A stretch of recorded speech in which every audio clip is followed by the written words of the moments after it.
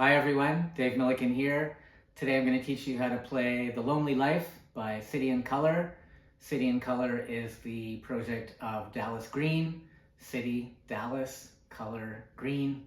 And Colour is spelled with that O-U-R ending because he is Canadian, and that's how we spell it here.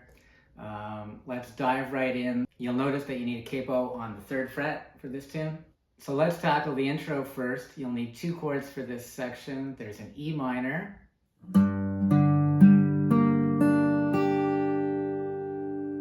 and a C major 7, and you could also play this version that Dallas Green uses, which is a C major 9. I just prefer the C major 7 because I'm going to be throwing in some bass runs, which will work better with that voicing. The first step is to learn the strumming pattern. It's not hard, but it is 4 bars long, so we'll tackle it 2 bars at a time. The first 2 bars, 6 down strums, and then a down, up, down, up. So...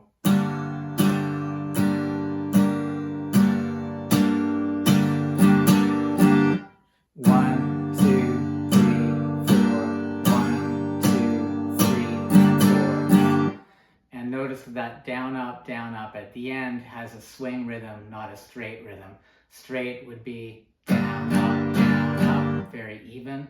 This is swing, down, up, where the upstroke is delayed. So a bit faster. The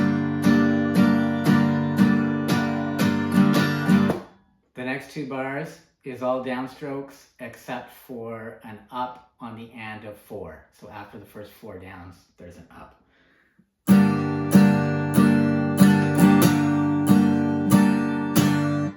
Bit faster.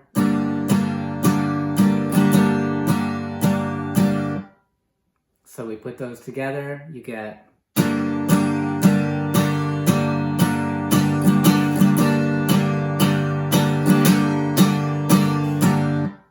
and that'll work. It'll sound cooler if we add some finesse to that. So the first thing I would do is stop the down strums. So after each one, you bring your right hand down onto the strings to deaden the sound.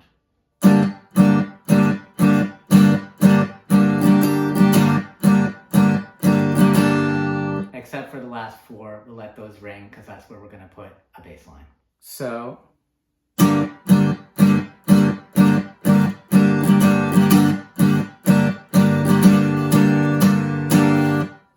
and then it will do the same pattern on the C major 7.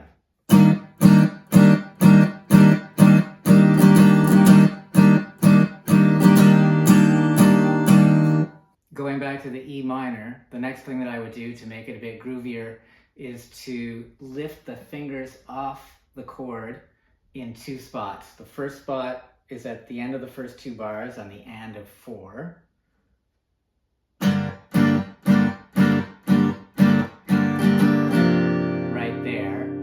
It's not going to sound so weird because we're coming right back to the down on the E minor right after that. So here's what it sounds like in context.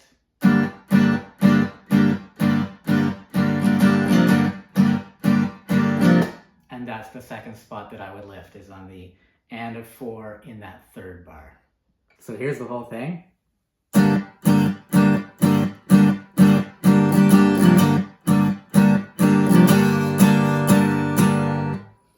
And finally, this bass line that I'm talking about, it's going to go like this. Just open E string, then to the 2nd fret, 3rd fret, and back to the 2nd. But you're doing that in the context of holding down the E minor chord. So it's going to look like this, from the E minor to E minor over F sharp. That I'm muting that 5th string by leaning this first finger down a little bit. That's an E minor over F sharp. Then we go to this, which is E minor over G. And again, still muting that A string, which is going to make the bass line pop a bit more. and then back to the E minor over F sharp. So this is going to go in that fourth bar, those 4 down strums.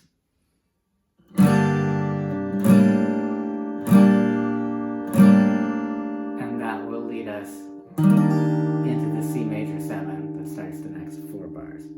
So slowly, here are the first 4 bars.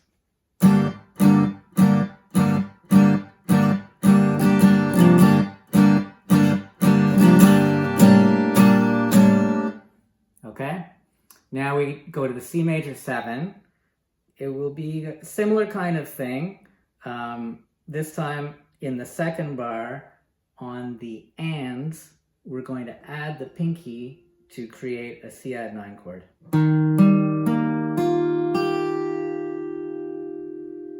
So you're going to get 3 and 4 and 1. So in context,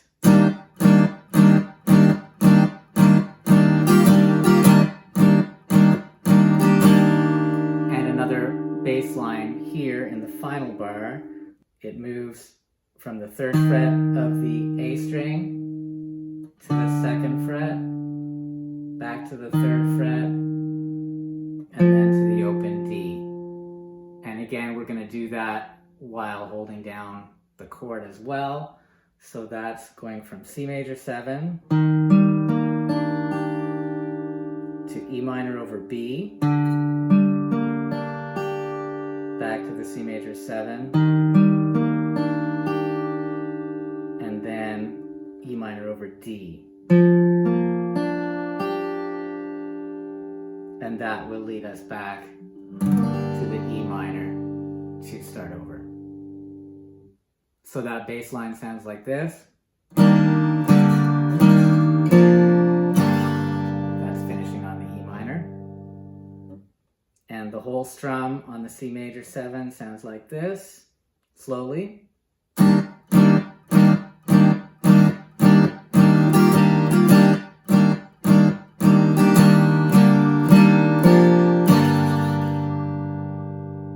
Faster.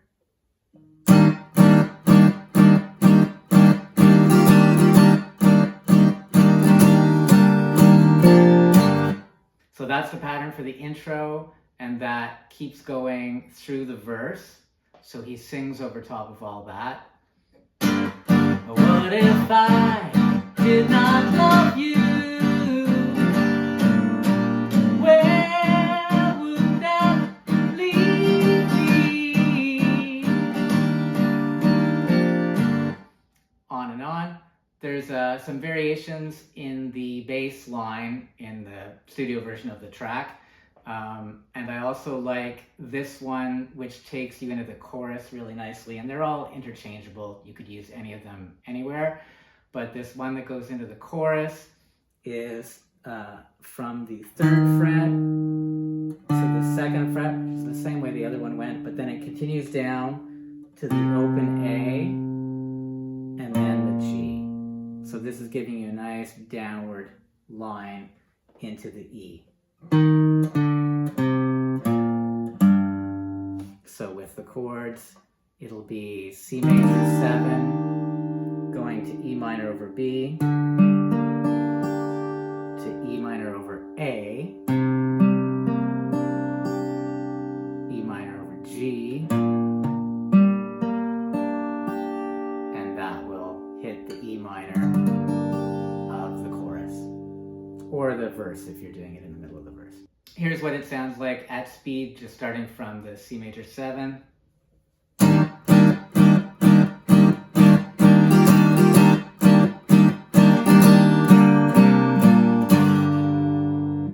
So that leads to the chorus, which has 4 chords: E minor,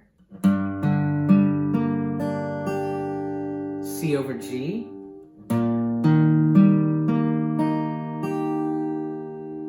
you could just use a C there if you want.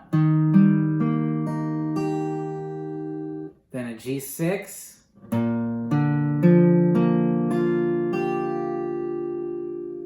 You could just use a G there if you want. And then D add 9 over F sharp.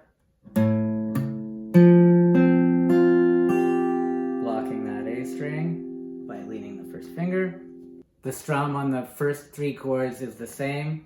It's down, down, up, down, down, up. So 1, 2, 3, 4, 1, 2, 3, 4, and so on. This will sound even better if you hit the bass note on beat 1. So that's what I mean by that B there. Bass note being the lowest note in the chord, which in the case of the E minor is this one. Or you could hit a few of the low strings, will sound great. So bass, down, down, and then there's an accent on the 3rd beat, so you hit that one louder. 1, 2, 4, 1, 2.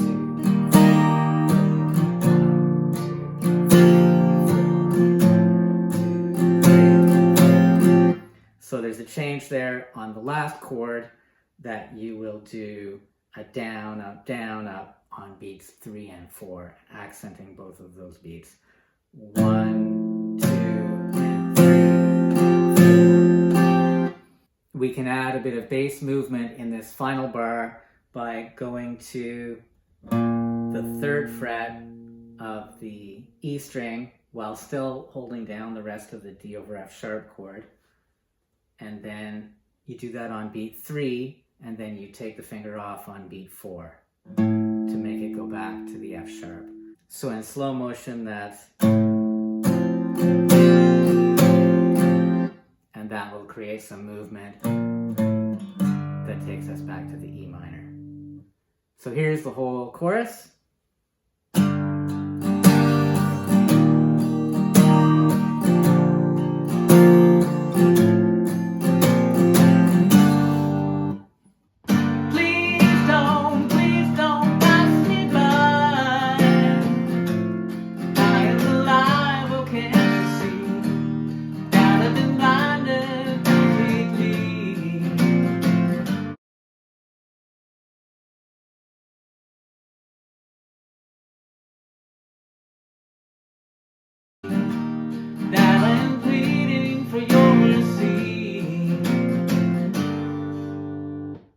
So playing that chord progression 4 times will give you the chorus.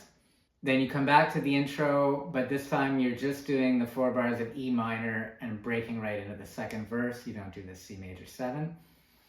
Then you get the 2nd verse, you get the chorus again. Then we head into the bridge. So the bridge moves through a bunch of chords. You have the D11 over A.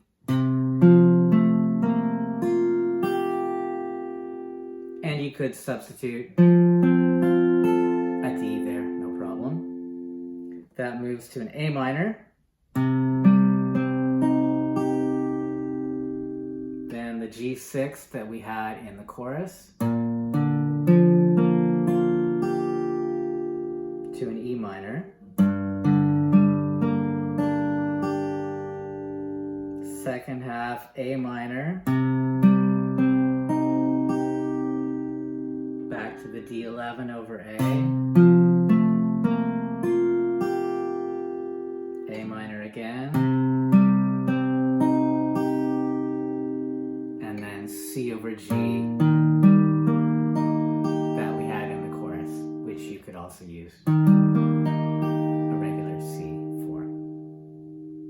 Here's the strum I use for this section.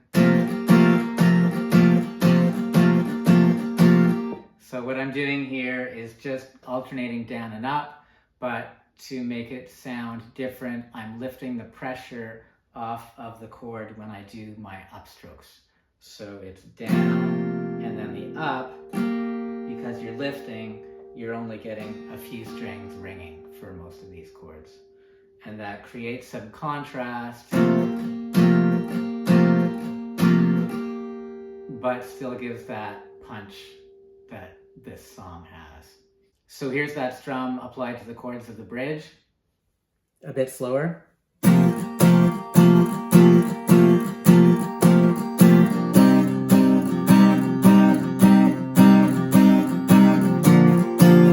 2 bars of each chord.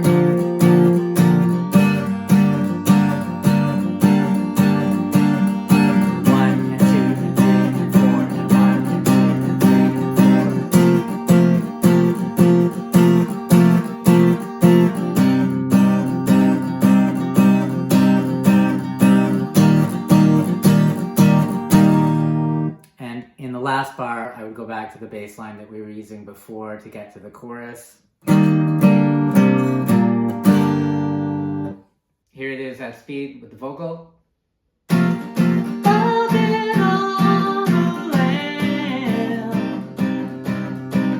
Being hunted, something fierce.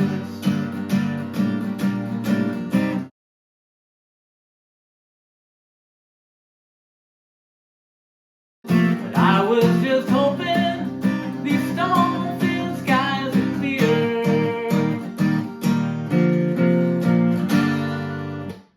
And you may have noticed that I also did that E minor fill to lead into the A minor. So that was in the second bar of the 2 bars of E minor. Now we've arrived on the last chorus, and musically it's the same 4-chord progression played 4 times. The vocal is a bit different on top. And the big difference is when we get to the chorus at the beginning, it's got a much different feel because the drums drop out. So to imitate that, I would do something like this.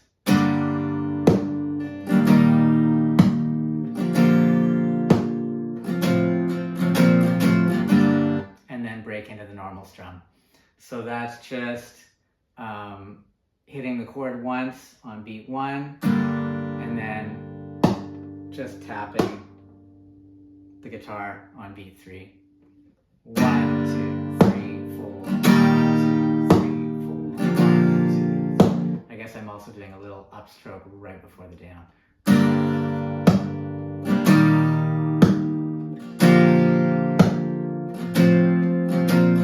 And that 4th bar normal. And to end the song, you just come out of that onto the E minor. So that's the whole song. I hope you have fun learning it. You can check out my cover of The Lonely Life by clicking on the link below. And don't forget to check out all the other tutorials and performances that you can find on my channel. Please like and subscribe. And thank you for watching. I'll see you soon.